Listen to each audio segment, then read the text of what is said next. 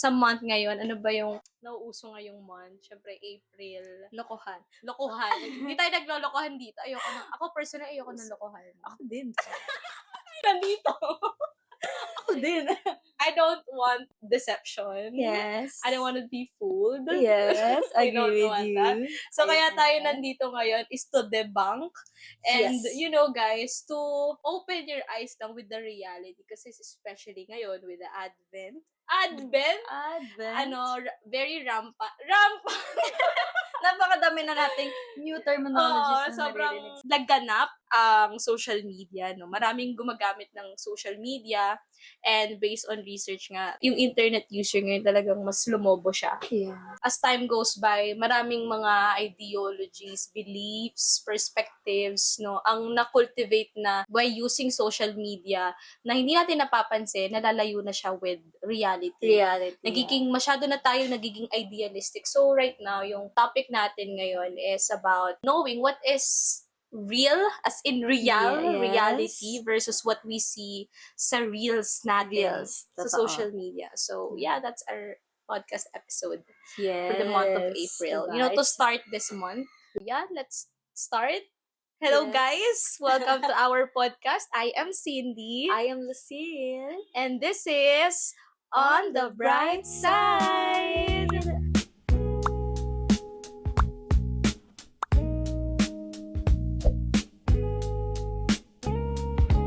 Ayan. Grabe, nakaka-6 episode na tayo. Yes, grabe. Imagine that. 7? I think pang 7 na to. Ah, yeah. 7 na pala. Pang Biruin mo yun, naka-7 kayo. 7. So, sa buong year, nakaka-ano na tayo, 1/4? Yeah, 1/4, 6, 12, 18, 24. 6 of 18 to 24. Guys, do the math, but I think nakaka-1/4 na tayo ng episode. Doon na tayo sa first quarter. First quarter. So, thank you, Lord. Praise God sa patuloy na pagsabay. Anyway, babe, mauna ka na. Ano yung mga entries mo when it comes to certain trends na you wanted to debunk? That, no, this is just ideal. Portrayal lang to ng social media. This is the truth.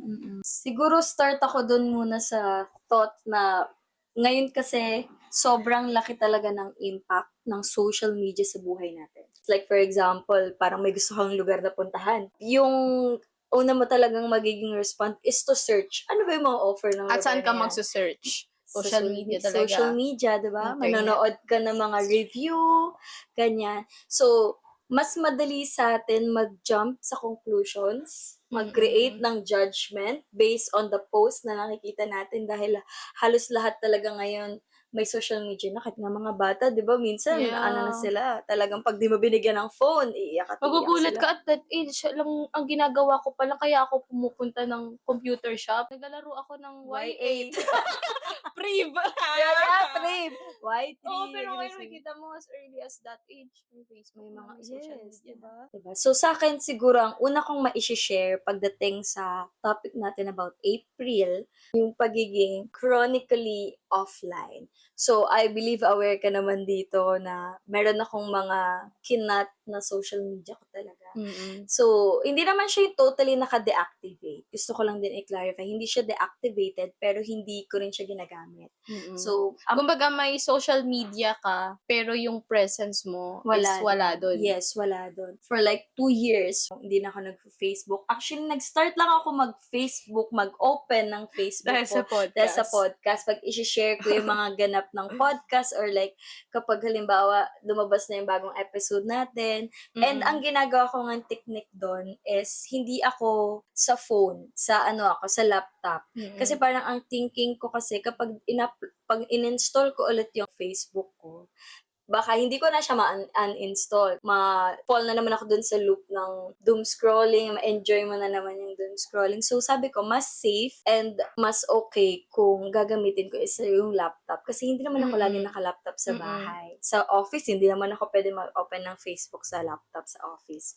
'Di ba? So, isa siya sa ginawa ko. And then, sa IG ko din, hindi rin ako masyadong nag-online. Although ng March, naka-install yung IG ko. Kasi, ang ginawa kong pinaka-rule sa Instagram ko is Instagram! Instagram. Sa Instagram. Bago na pala yung pang Instagram. Sa Instagram ko is once a month lang. Parang ka na ng Cebu, may bago. may accent ka na. Kanya pala accent sa Cebu. Parang ang ginawa ko lang doon sa IG ko, once a month lang. Tapos ipopost ko lang yung mga ganap or like yung buong buwan na. Yeah. Isahan lang. Dump. And ang purpose ko lang doon talaga mag-post. After no, pag na-post ko na, delete na ulit. Ganyan. And wala din akong ex. Hindi ko alam yung account ko kasi sa Wala kang din ex? Ex-account. May ex. Ay, ex ka.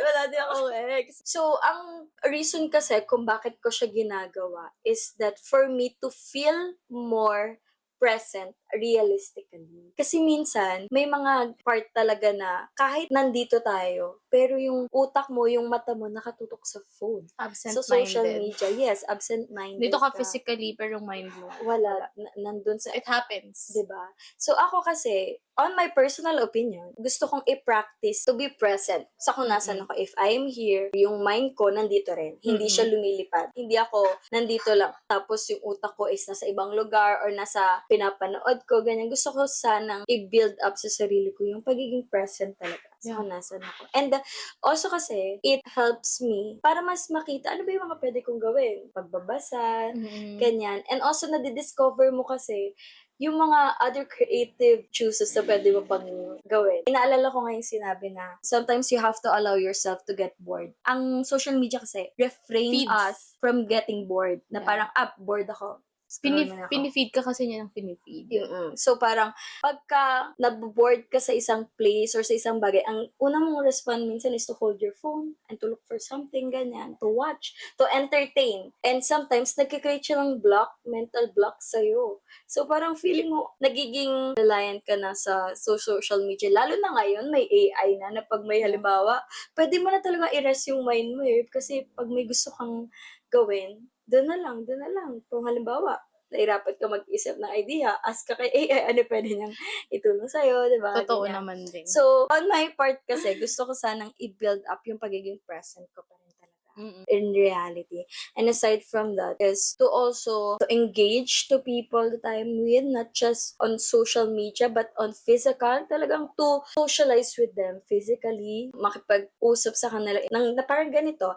And also, to discover more on myself. Kasi minsan, hindi na ako nakakapag-discover or nalilimit ko yung sarili ko in discovering something towards myself kasi nandun na lang ako sa maliit na box phone. Tapos, nandun na yung Doon na buong lahat. doon na umiikot.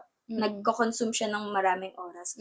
Tsaka siguro one of the reason then is I wanted to avoid yung doom scrolling. Parang pinapractice ko talaga yung pagiging chronically offline ko. It's okay for me if I'm no longer updated to some things. Like, for example, may mga bagong meme ko, may bagong meme man. Kasi, I enjoy naman, even if nalaleft out ako doon sa mga bagong trend kaya. But of course, on important issues, important matters, syempre, nag-give time naman ako to search kung ano yung nangyayari. Kumbaga, mas ramdam mo na present ka at the moment kapag mas disconnected ka sa social media. Yes. I Kasi, feel more connected to people. Yes. I think kasi yun nga, dahil nga rampant nga yung paggamit ng social media ngayon, parang most of us nakadepend tayo doon sa, halimbawa, sa entertainment, sa information, ganyan. We thought, with the use of social media, mas nagkakaroon tayo ng grasp sa reality. Na parang kahit nandito ako sa lugar na to, nandito ako sa Pilipinas,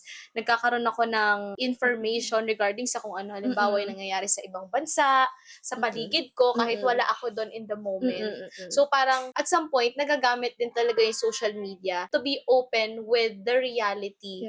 That's what we think. Well, that's true naman, na malaki talaga yung tulong ng social media to make everything instant. Yes. Convenient talaga. Yes, convenient. Ang dami din naman talagang advantages and pros ng paggamit ng social media. But I think, yun nga, kagaya ng sinabi mo, one of the disadvantages of that is parang masyado tayong nababox.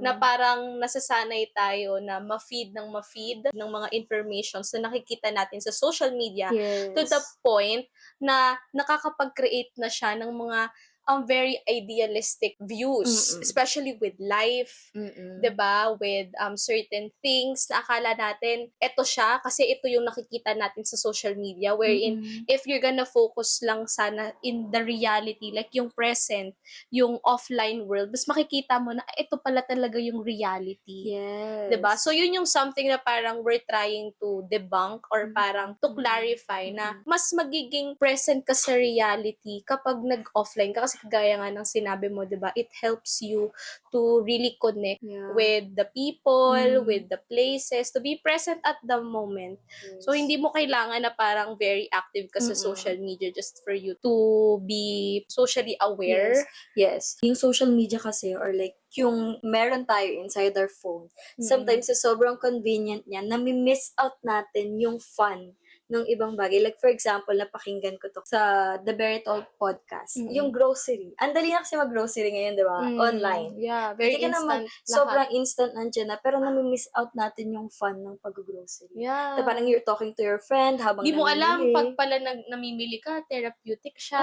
Pag physically ka Diba? pumupunta ng store. Totoo. Tapos dahil sa mga napapanood nating reels, ang dali sa atin na, like, for example, may isang review ka na nakita sa lugar na to na, ay, hindi niya to bet kasi ganito yung naging experience niya. So, ikaw parang, ay, ayoko Okay, na ayoko pumunta na. dyan. Yeah. Kasi hindi pala maganda yung ano. Na-judge na natin without experiencing it on our own. May iba't iba kasing type of users eh. Sa communication, pinag-aaralan yun. Merong mga type of users na kung ano yung nakikita nila sa social media, paniniwalaan nila ng paniniwalaan without questioning it. Meron namang mga tao na nagde-negotiate na parang totoo ba to? Parang I have to prove it myself bago ako maniwala. Meron namang iba talagang hindi talaga, nire-reject talaga nila yung idea. So may mga ganong type of users. So I think it would be better if tayo mismo bilang mga users ng social media, magkaroon tayo ng parang curiosity, negotiate natin with our own, na totoo ba to? Bago tayo maniwala. Kasi iba-iba tayo na experiences eh. You cannot judge someone based sa kung ano yung naging experience nila, the place, someone sa experience nila. Kasi pwedeng ikaw, you may have another or different experiences. So I think for you to really have that grasp or parang take sa reality, you can do it offline, hindi palaging online. Siguro sa akin naman, it may sound cliche kasi overused na siya, pero yung filtered beauty standard talaga, babe. Ngayon kasi, masyado tayong na-expose with the standard beauty, na ito lang yung maganda.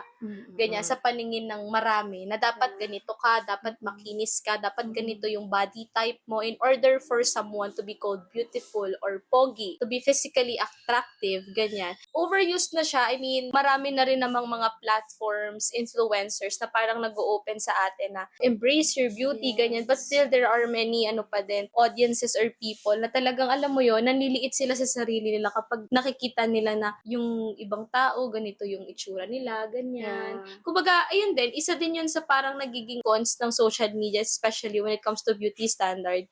Kasi, nagke-create siya ng perfect, idealistic viewpoint or perspective when it comes to beauty, na hindi natin napapansin na in reality, hindi lahat ng tao ganyan. Ganyan yung body type, ganyan yung skin type and everything. But it doesn't mean na dahil hindi sila ganon, hindi na sila maganda. Wala nang something to be proud of about them. May mga tao pa rin kasi talaga akong kilala na parang nafe-feel bad sila kapag nagigain na sila ng weight, or parang ito yung body type nila, or parang may something na changes na nangyayari sa katawan, which is normal. Lalo na sa kababaihan, di ba? Na dapat hindi ka ma-feel bad. Parang it's good to really embrace those things. Pero, of course, not to condemn naman anyone using, like, pinapakita nila yung sarili nila na ganito, ganyan, or they're using filters. Of course, tayo gumagamit tayo ng filters, not to condemn those people. No, but as someone, sa point of view natin bilang gumagamit ng social media at nakakakita ng mga ganong bagay, it's important na hindi tayo nalalayo sa realistic point of view about the beauty, na itong mga nakikita natin sa social media, hindi naman lahat yan, totoo. Hindi porket yun yung nakikita natin, yan na yung standard, or yun na yung dapat na sinusundan. What I'm trying to say here is to promote yung tamang perspective, yung balanced perspective when it comes to being real and authentic.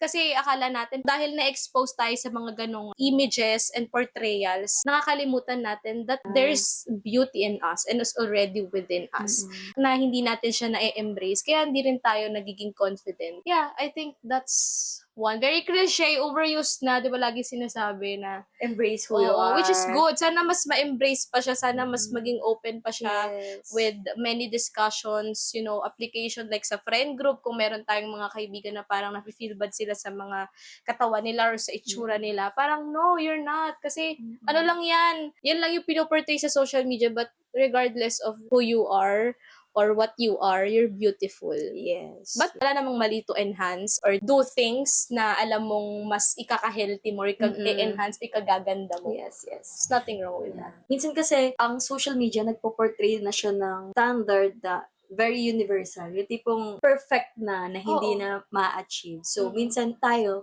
as a user of the social media, we tend to try na maging pasok sa standard na hinihingi ng social media sa atin. Yeah. But we have to remember that na what your size is, the numbers, it doesn't actually matter. Yeah. Kasi yung beauty naman talaga natin, I agree with you, it comes from within. Yeah. Kagaya ng last episode natin, di ba? At saka you have to embrace the reality na hindi tayo pare-parehas ng body type, Yeah. ng height, Hormones ng are changing and kulay. acting up Yes. differently. Yes, 'di ba? And hindi dahil mapayat ako, mas malaki yung Plus katawan mo size, sa akin, ibig sabihin hindi ka na maganda. No, hindi ganun Yeah. yan. Yun yung isa sa mga madalas nating nakikita sa social media. Totoo yung sinabi mo na minsan may mga tao na insecure sila Yeah. kasi nakaka-receive sila ng ganitong Yeah, comment. paano kung may mga tao kasi na parang able naman to change Like, halimbawa, gusto nila magpapayat. Madali sa kanila na magpapayat. Pero may mga tao kasi na nahihirapan talaga sila Yes. magpapayat. So, kung hindi sila pumayat, edi wala na. Parang feeling nila Yeah. habang buhay na silang hindi, attractive, ganyan. So, I think hindi rin talaga dapat ganun. Yes, totoo yan. Let's be mindful in giving our opinions. Because, of course, your opinions are your opinions. But, as a viewer... It doesn't give you the right to be rude. I mean, there's Yes. freedom of speech, but it doesn't also give us the right to just judge and to be rude. Yes, totoo yan. You have to be careful with what you are commenting. Yes. You have to think. If yung i-comment mo will make someone feel bad, I think don't comment na Yeah. lang. Can we normalize kapag wala tayong magandang sasabihin, manahimik na lang? Yes. Kasi it can hurt someone, Yeah. diba? And try to think of it na if sa akin ba ito sinabi, will I accept or will I get hurt? Yeah. So, ayun. Totoo yan. Be careful with what we are saying to people. And of course, as a woman, i-lift natin ang bawat isa. Yun. So, sa akin naman, siguro i-share ko yung isang pinost ko sa IG. So, recently kasi, galing ako ng Cebu. Tapos, Cebu. Tapos, The Queen City of the South, tama ba? Yes. Yeah. So, galing ako doon. Tapos, meron akong mga pinost na pictures. Meron akong isang pinost doon na nasa Boss Coffee kami. Tapos, nakakap ako noon. Tapos, may hawak akong kape. Pag tinignan mo siya, parang, that's exactly how I want my picture to be. That's how you project yourself. Yeah, parang, I like how my friend took that picture kasi hindi mo kang kagigising ko lang. Hindi mo kang natulog ako sa gilid ng airport, sa upuan sa airport. So, dumating kami sa Cebu ng around 4 a.m. Tapos, hindi pa kami lumalabas kasi nga parang usapan namin, 6 a.m. na tayo lumabas ng airport para may liwanag na. And then, from 4 a.m. naghihintay kami. Wala pa ako talagang proper sleep. And I think, kumain ako noon bago matulog. As in, yung picture na yun, kagigising ko lang. Wala akong ka-makeup doon kasi nga kagigising ko lang. Tapos, masakit pa yung tiyan ko. Tapos, yung dala-dala ko pa, dami kong dalang gamit, kanya. Pero pag tinignan mo sa picture, mukhang okay naman ako doon. Mukha namang maayos yung buhay ko. Maayos naman talaga. Pero what I'm trying to point is that behind every picture kasi there's a story. Yes. Diba? And struggling, yes, stories. Sometimes mukhang nakasmile siya sa picture pero merong reason behind or like story behind na parang that time frustrated na pala siya, ganyan. Just like what I am sharing with the picture that I post. Mukha siyang okay because it's okay naman talaga. Okay naman ako doon.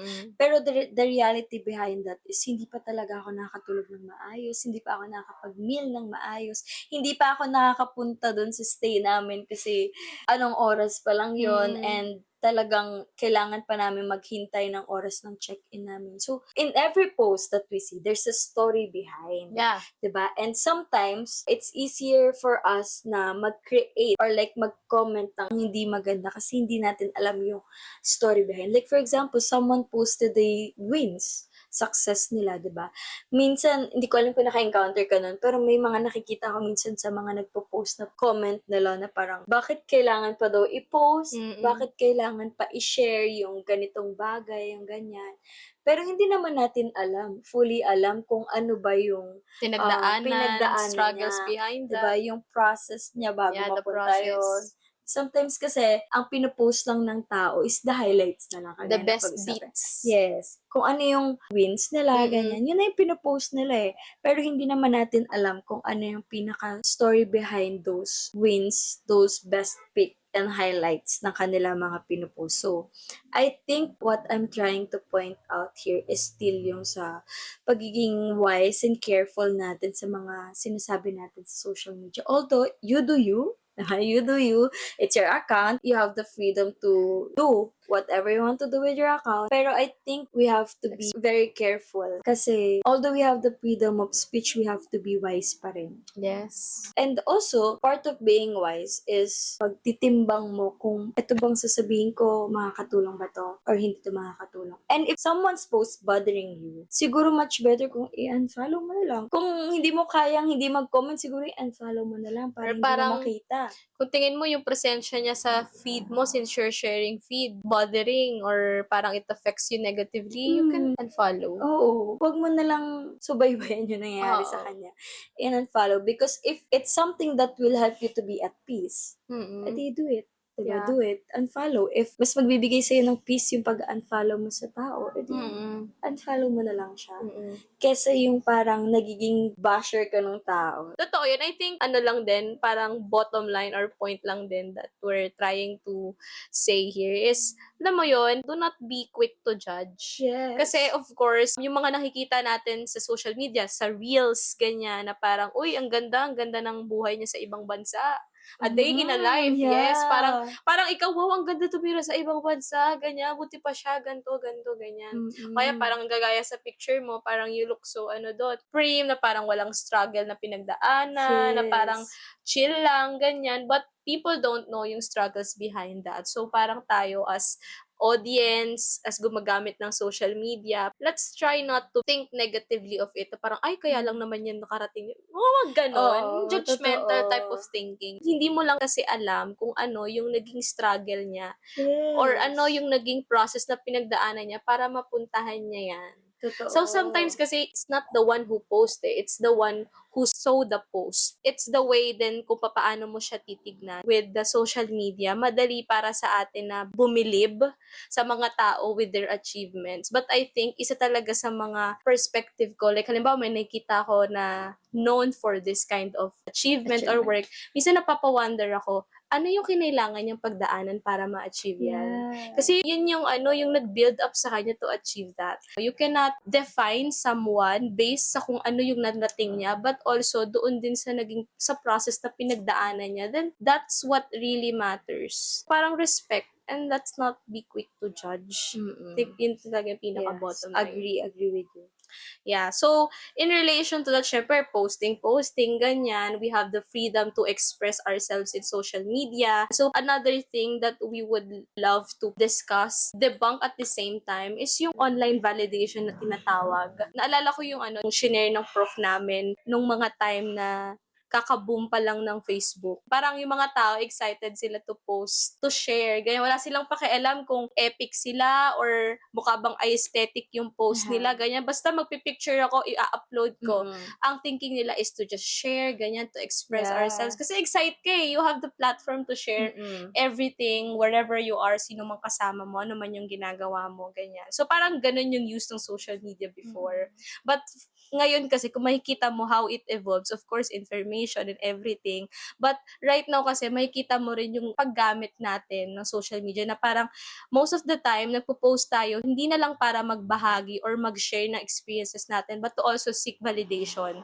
Na parang pag nagpo-post tayo, inaabangan natin agad kung meron bang magla-like, ilan yung nag-like, sinong mga Yes. makaka-appreciate ng post ko. And then, of course, if you are not that very influential naman din, kung hindi ka naman din talagang sikat, ganyan and all, hindi naman palaging malaki ang engagement sa social media, ganyan, 'di ba? So parang ikaw, kapag ganun yung nangyayari sa'yo, bumababa yung confidence mo, feeling mo hindi ka na worth it, or parang hindi ka socially accepted, hindi ka socially desirable, which is not true. Kumbaga, yung worth mo, hindi siya dapat naka-base pa din or naka-bound pa din sa kung ano yung social media Yes. presence mo. So, kung ikaw naman ay normal lang din na gumagamit lang ng social media, wala ka namang profit dyan, parang let's try not to set that idealistic standard or idealistic view na parang kapag marami yung likes ko, dun ko mas nararamdaman na worth it ako. Yes. Kumbaga, with or without that you're worth, especially din naman sa mga nagigain ng profit from it. Let's try to look at it on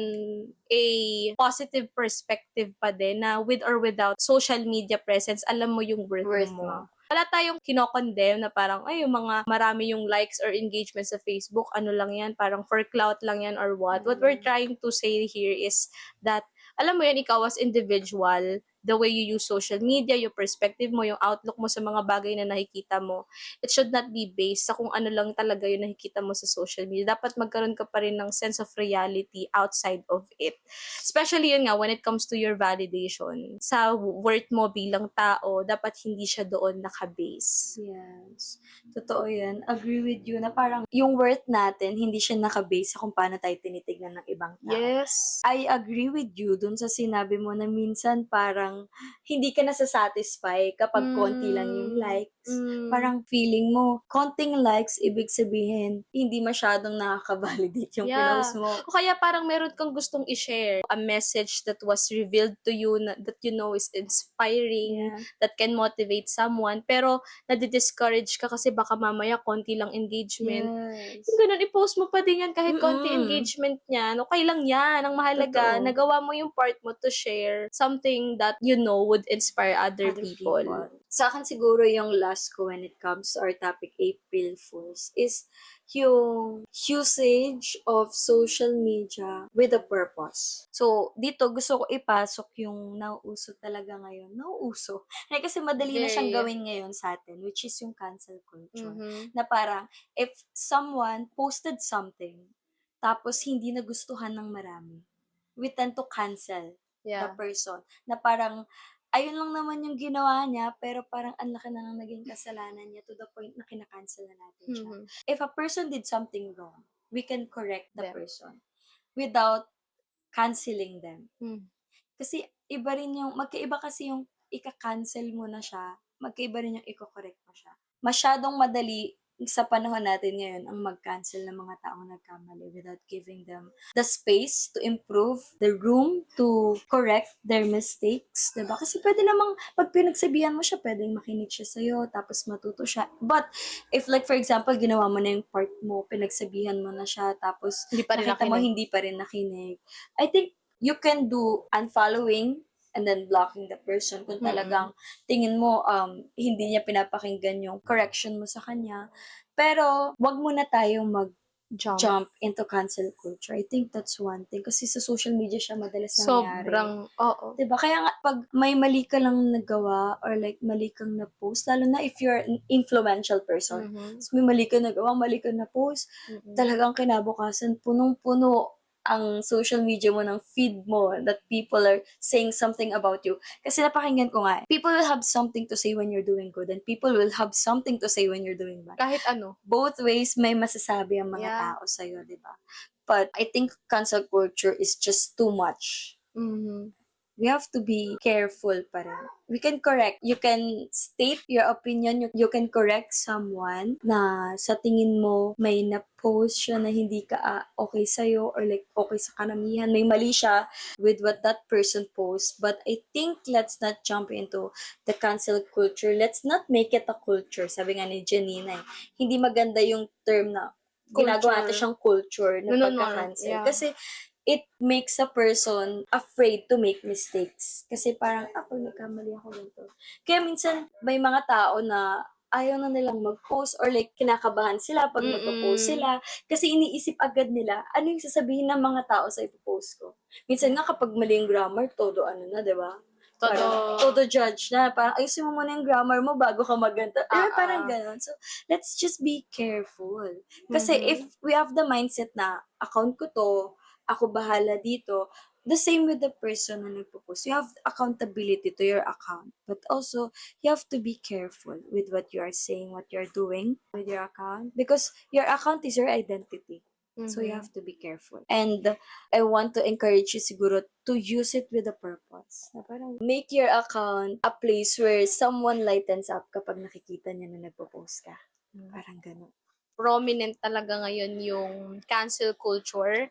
And totoo yung sinabi mo, whether you do good or bad, yung tao may masasabi at masasabi siya sa'yo. And kapag nasa presence ka na ng social media, of course, do not expect everyone na mapipilis or magiging happy sa kung ano man yung pinopost mo. But I think as long as, halimbawa ako, malapit sa akin yung tao, ganyan. Kasi you wouldn't expect anyone eh. Like halimbawa, acquaintance mo lang, hindi mo close friend, ganyan. You wouldn't expect them to come to you to correct you. I mean, Yes. pag nagkamali ka talaga ng post or something or what, you cannot stop them from judging you eh.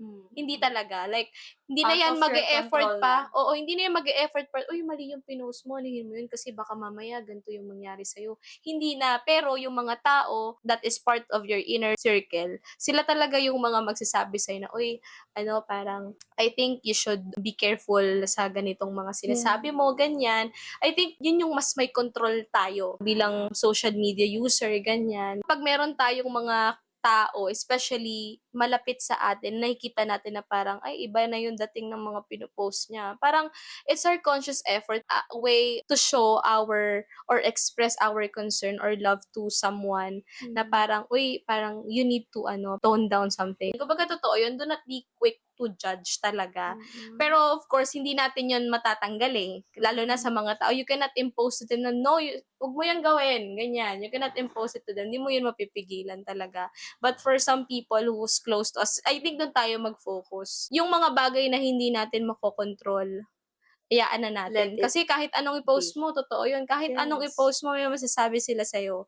Maganda man yan or hindi, may masasabi sila sa'yo. But doon sa mga tao that you know, who is, part of your family, your loved ones, Yung and core mo. yung core mo, as long as you are directly involved to the person, you feel like you have the right and you are in the right place na magsalita doon sa tao because you care for them, then do it. Pero wag mo silang quick i-judge. Kasi masakit yun eh, na parang kung sino pa yung taong malapit sa'yo that you expect to understand you, sila pa yung mga tao na nag-cancel sa'yo, which is dapat hindi natin siya na-normalize just because may cancel culture na nauuso na parang, ay, kahit kadugo kita, kahit pamilya kita, kahit kapatid kita, kahit kaibigan kita, dahil ginawa mo yan. Parang, just because hindi siya nag-align sa kung ano yung na-judge na yung buong character mo, na wala na yung relationship sa'yo. I think, sobrang naging maingay siya nung panahon talaga ng election talaga. Maraming pamilya ang nasira because of this view, ganyan. Yeah. But at the end of it, parang family is still family. Yung mga beliefs naman, perspective, of course, it's natural na nagkakaiba-iba. Yes. And it can be corrected, can be taught. No, pwede mo siyang ituro, ganyan. Parang wag nating agad i-judge or i-cancel yung isang tao. Pwede mo siyang turuan. Pwede kayong Yes. mag-usap ng maayos. Totoo. 'Di ba? Well, kung problematic talaga 'yan, parang just let them. Kumbaga, kung hindi mo rin naman kayang i-handle yung stress, yung negativity ng tao na yun despite of like kung close mo siya, parang you can you can adjust naman. Like layo ka, ikaw na mag-adjust. Pero if you think na parang mas nangingibabaw yung concerns at I think sana mas mangibabaw yung concern and love, parang pwede mo siyang i-correct always, pwede mo siyang itama, pwede yan mabago. Huwag mong tuldukan yung buhay ng isang tao na wala na, masama ka na, gano'n. Totoo. Yeah, just because nag-express siya ng point of Totoo view yan. niya. Totoo. Speaking of culture, I think another idea or belief na nauuso or nagtitrend ngayon is yung hustle culture talaga. So kapag sinabi mong hustle culture, ito yung pagno-normalize sa grinding and being productive. Yung pagtatrabaho naman, yung pagiging productive, it's a good thing. Yes. Yeah, hindi siya masama, no? Marami kang trabaho, it's good. May job ka, multiple jobs ka, it means you have multiple blessings as well. So, kapag productive ka, wala rin namang masama dun. But I think, isa sa mga nagiging parang medyo problem when it comes to hustle culture is na-normalize din yung hindi pagpapahinga. Yung hindi pag-honor sa pagpapahinga. Pahinga. Kumbaga, kapag ang isang tao nagpahinga, parang may mali siyang nagawa, may kasalanan siyang nagawa. Kapag halimbawa, 2 hours lang tulog mo, parang wow, ang galing mo naman, nakaka-proud Paano mo ka. nababalance yun? Oo, parang wow, ang galing, ganyan. Parang nag-glorify pa kapag walang pahinga yung isang tao. Whereas kapag yung isa naman is parang, oy, weekend, papahinga siya. Parang, ay, wala tong pangarap sa buhay, ganyan. Parang nagiging OA na yung mga ganong idea, ganyan. So, wag nating hayaan na parang mawala yung balance between our life and sa work. Yes. Kumbaga, i-embrace pa din natin yung work-life balance.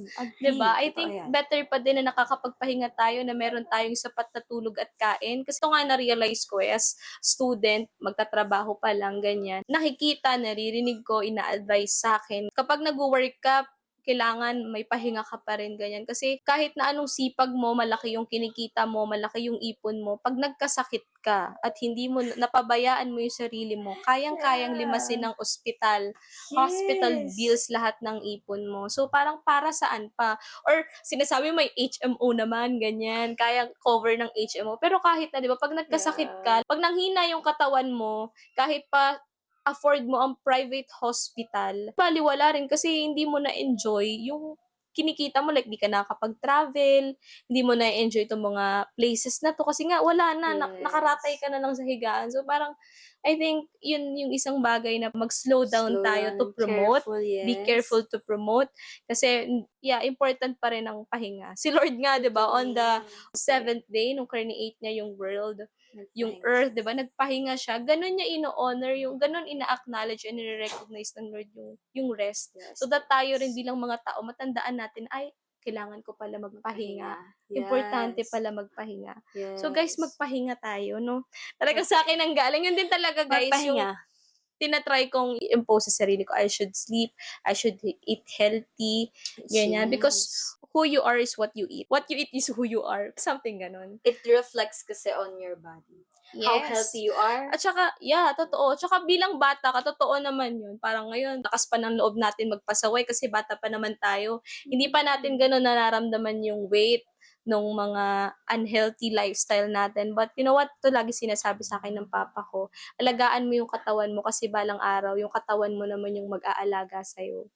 So parang, yun yung isa sa mga tumatak sa akin na parang, okay, pag minsan parang ayoko ng ganito, ganyan, parang, hindi yung parang laging nagre-remind sa akin na, okay, I have to be healthy. Yes, totoo. Agree with you. And also, we have to acknowledge the part that resting is also productivity. Yes. Kasi kung wala kang rest, paano ka magkakaroon ng energy ilagay mo to siya do lagi all of sa those schedule mo. things, diba? Totoo. Importante yun. Kaya, alam mo, ako, madalas kong sinasabi sa mga, like for example, yung nakakausap ako, tapos nababanggit nila na parang di daw sila nakakatulog ng maayos because of such things, ganyan. Ang lagi ko lang message sa kanila is, rest when you can, sleep when you can. Yeah. Kasi every time you have the opportunity to rest, I hope we choose to rest and not just doom scroll. Ayan, dyan kasi pumapasok yan. Minsan may time ka naman Papahinga ka magpahinga.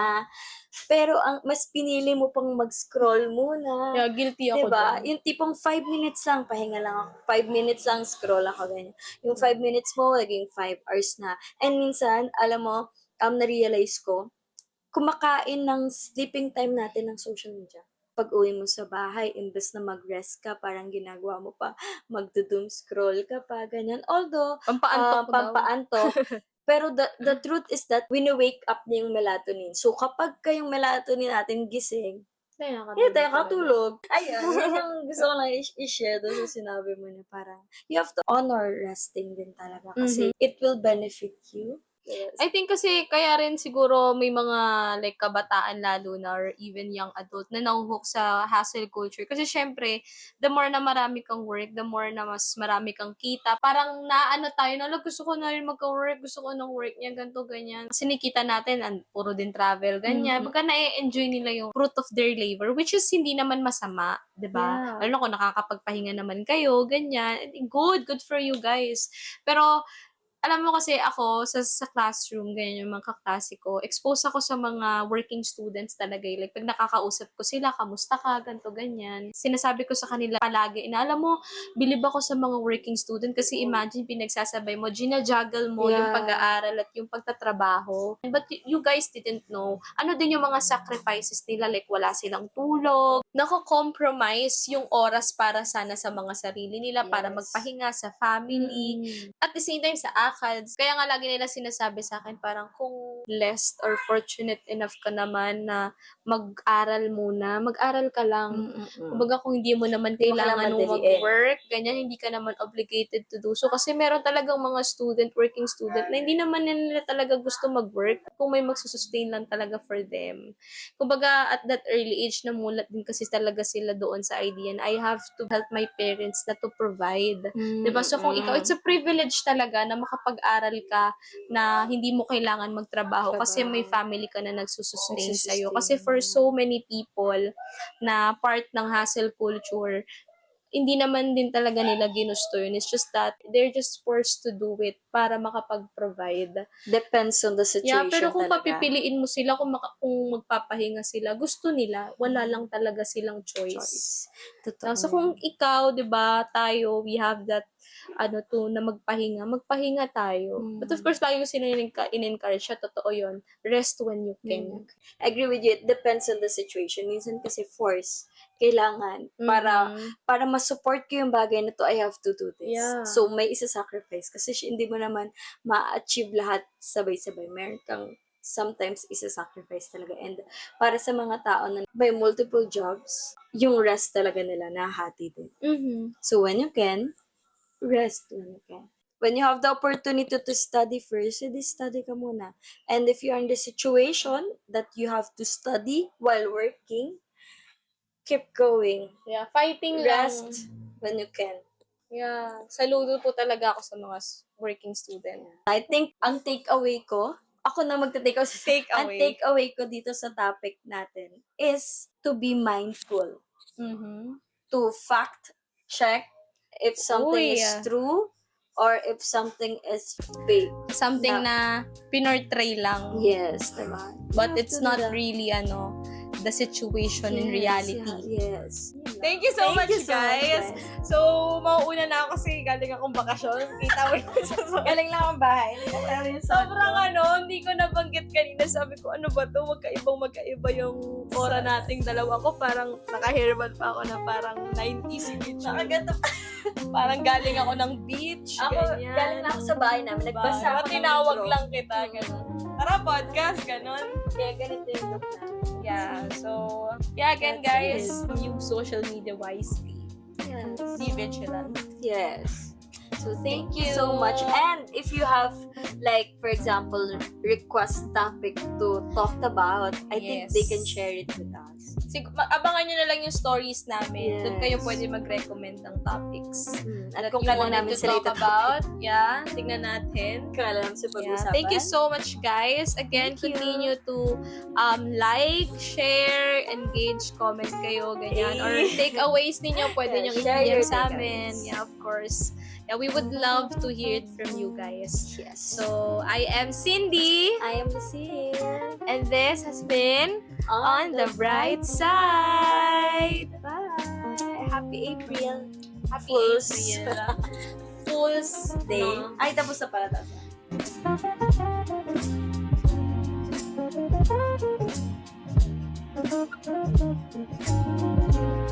na.